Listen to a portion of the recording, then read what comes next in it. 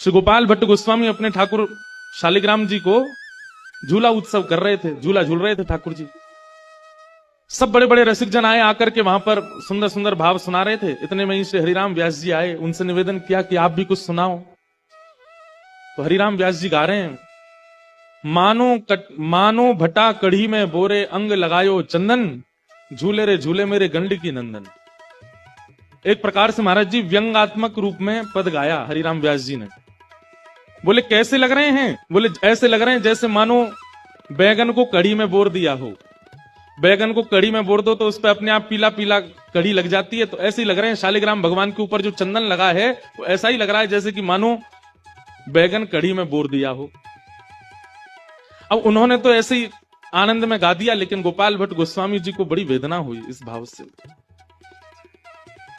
जैसे श्री गोविंद देव जी के नाक है, मुख है, आंख है, कान है, हाथ है, चरण है, जैसे श्री मदन मोहन जी का सौंदर्य है, जैसे श्री गोपीनाथ जी का सौंदर्य है, ऐसे आपका क्यों नहीं है? इस वेदना से अपने शालिग्राम प्रभु के सामने रुदन करने लगे।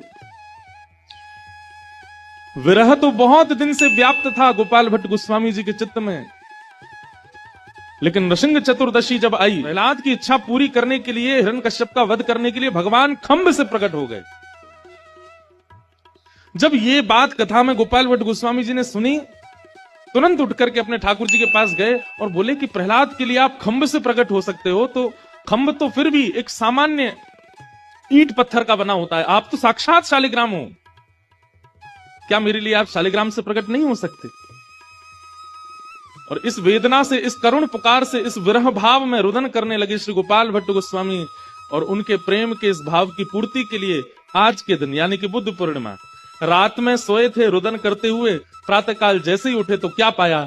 श्री सिंहासन पर शालिग्राम जी नहीं है, साक्षात श्री राधारमण लाल जी प्रकट हुए हैं। ऐसे सुंदर हस्त कमल, ऐसे सुंदर नेत्र, ऐसे सुंदर मुखमंडल, ऐसे सुंदर चरण, ऐसी सुंदर ग्रीवा, ऐसी सुंदर कमर, सर्वांगीण अंग, इतना सुंदर श्री राधारमण लाल जी का देख करके गोपाल भट्ट गोस्वामी एक बार तो मोहित हो गए, बलैया लेने लगे, आहा जय हो, कितने प्यारे ठाकुर। लेकिन एक बार को मन में आया कि कहीं ऐसा तो नहीं मेरे शालिग्राम कहां गए, ये कौन के ठाकुर हैं?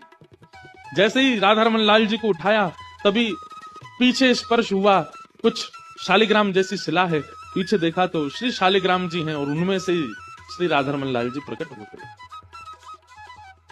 राधारमण लाल जी के स्वरूप की विशेषता यह है कि वृंदावन के प्रथम निधि गोविंद देव, गोपीनाथ और मदन मोहन, इन तीनों का मिलित स्वरूप है श्री राधा।